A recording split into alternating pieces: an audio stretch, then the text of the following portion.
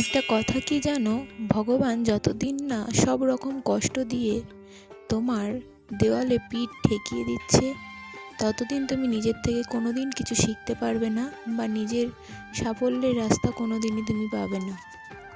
আজ আমি সেই কথাটা খুব ভালোভাবে বুঝতে পারছি। কেমন আছো সবাই? আমি শেফালি আবার চলে এলাম একটা নতুন ভিডিও নিয়ে। আজ সারাটা দিন খুব ব্যস্ততা আর কষ্টের মধ্যে দিয়ে কেটেছে, কেননা ওই যে আগের ভিডিওতে বললাম আমার ছেলের শরীরটা একদম ভালো না। ওর ভীষণ জ্বর, কালকে থেকেই জ্বর। আর কালকে সারাটা রাতও ঘুমায়নি, জ্বরের মাথায় উল্টো পাল্টা বলেছে, শুধু বারবার উঠছে আর বলছে মা এটা হয়েছে, মা ওটা হয়েছে।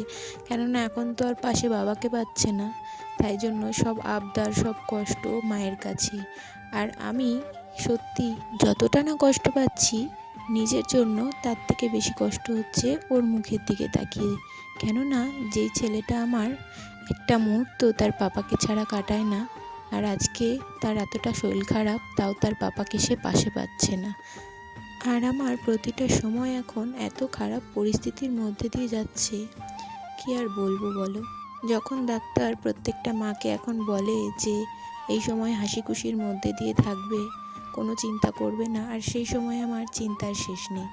এখন প্রত্যেকটা মুহূর্ত আমার চিন্তায় আছে, জানি না এই সব কিছুর থেকে কতদিনে মুক্তি পাবো।